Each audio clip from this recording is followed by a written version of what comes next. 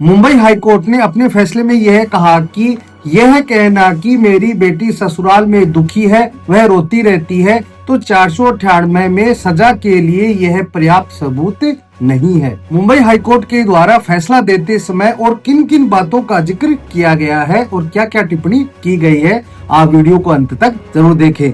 मैं मनसेनी एडवोकेट और आप देख रहे हैं हेमंत LLB। वीडियो अच्छा लगा हो तो प्लीज इसे लाइक करें। अगर आप चाहते हैं कि ऐसे इंटरेस्टिंग वीडियो मैं आपके लिए बनाता रहूं तो प्लीज चैनल को सब्सक्राइब जरूर से कर लें।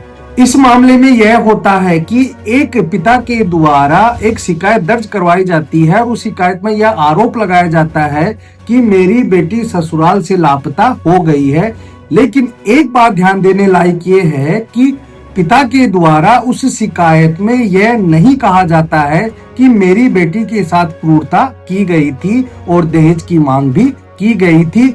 यह शिकायत में नहीं लिखवा गया था। इसके कुछ दिनों के बाद ही जो शिकायत दी गई थी उसे बदलकर दूसरी एप्लीकेशन दी जाती है। उसमें यह आरोप लगाया जाता है कि जो मेरी बेटी के ससुराल वाले थे वह मेरी बेटी के साथ क्रूरता करते थे, दहेज की मांग करते थे और एक सिलाई की मशीन की भी मांग करते थे।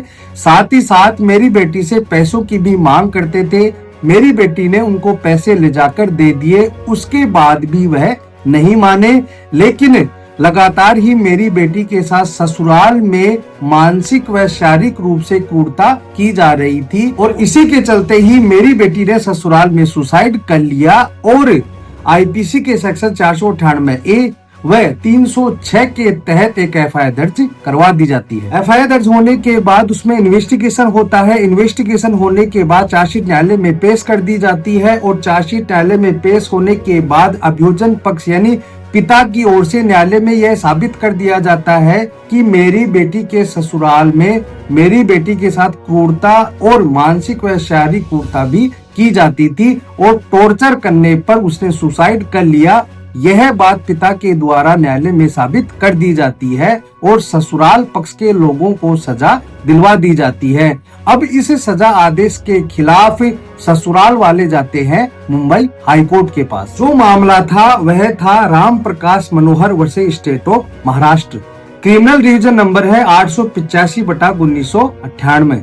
मैंने जो पहले आपको यह बताया था कि पिता के द्वारा पहले जो शिकायत दर्ज करवाई गई थी उसमें केवल लापता की ही बात कही गई थी। क्रूरता और दहेज की मांग को लेकर ऐसी कोई भी बात नहीं कही गई थी। न्यायालय के द्वारा यह भी देखा जाता है कि मृतका के ससुराल में कोई भी निजी शौचालय नहीं था, केवल सार्वजनिक शौचालय में ही जाना पड़ता था और नदी के किनारे ही जाना पड़ता था। साथ ही साथ यह भी बात सामने आती है कि जो ससुराल वाले थे वह यह कहते हैं कि तुम अपनी बेटी को लेकर चले जाओ, हम दोबारा से इसे लेकर नहीं आएंगे। इस प्रकार के आरोप लगाए जाते हैं ताकि क्रूअल्टी को साबित किया जा सके। मुंबई हाईकोर्ट के सामने दो बातें निकलकर सामने आती हैं। पहली तो ये है कि वहां पर कोई भी निजी शौचालय नहीं था, सार्वजनिक शौचालय या नदी के किनारे ही लोगों को जाना पड़ता था। यह देख करके न्यायालय के द्वारा यह कहा जाता है कि यह भी हो सकता है कि जब महिला नदी के किनारे शौच करने गई हो तो वह फिसल कर उसमें गिर गई हो। यह न्यायालय का मत है।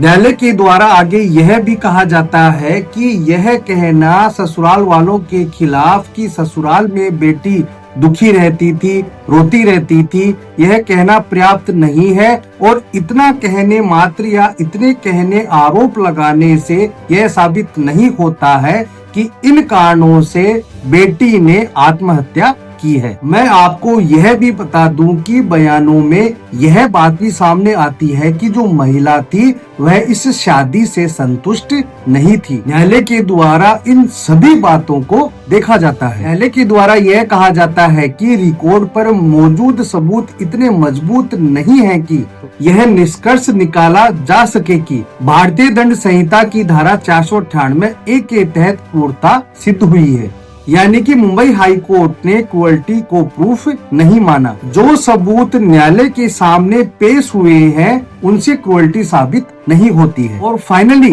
न्यायालय ने यह कहा कि 498A में सजा के लिए ये सबूत काफी नहीं है। और उसी में ही टिप्पणी थी कि महिला दुखी रहती थी, सारे दिन रोती रहती थी। 498A IPC में सजा करने के लिए यह बात सबूत के तौर पर पर्याप्त नहीं है।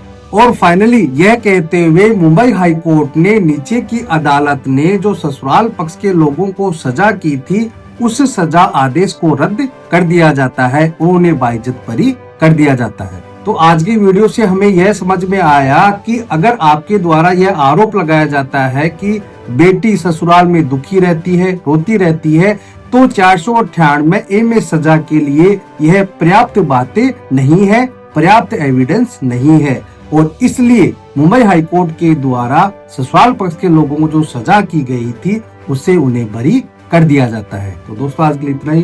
वीडियो अच्छा लगा तो प्लीज इसे लाइक करें। अगर आप चाहते हैं कि ऐसे इंटरेस्टिंग वीडियो मैं आपके लिए बनाता रहूं तो प्लीज चैनल को सब्सक्राइब जरूर से करें ताकि ऐसे नॉलेजेबल और इंटरेस्टिंग वीडियो मैं आपके लिए बनाता रहूं। धन्यवाद।